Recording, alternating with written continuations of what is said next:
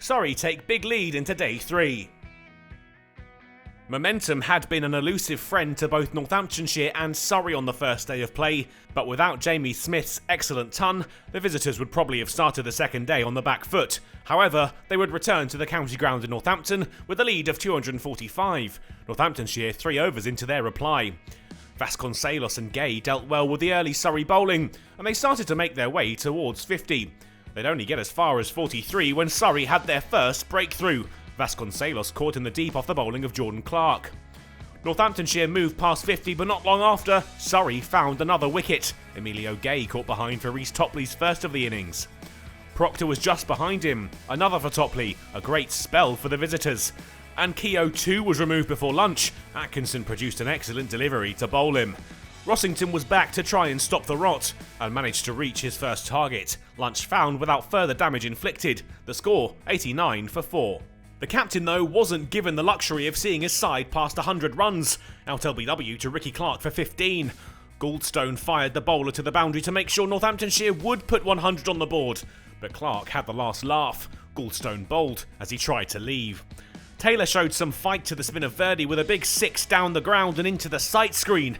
But he'd fall to him in his next over, bowled attempting a reverse. James Sales would be next. 2 runs all he could muster on his first-class debut. Out LBW to Atkinson. Zaib and Kerrigan mounted a bit of a recovery. Surrey kept out for now. The score pushed beyond 150, and the deficit dropped into double figures. Their resistance was broken on 168. Zaib dragging on to depart for 37. And Sanderson was the last man to go. LBW to steal for 2. Northamptonshire all out for 171, still 81 behind Surrey. If day 1 had been an even contest, day 2 had seen Surrey nose in front, thanks to an impressive display of bowling from their attack. Zaib's counter had seen him top score with 37, but they still had a job to do with the ball if they were to come back at their visitors. Steele and Patel opened up for Surrey and looked to play positively. Here Patel carting Sales for a maximum. But Steele was out with a loose shot to the bowling of Procter when the score was on 38. Patel was out to the same bowler with the score on 45.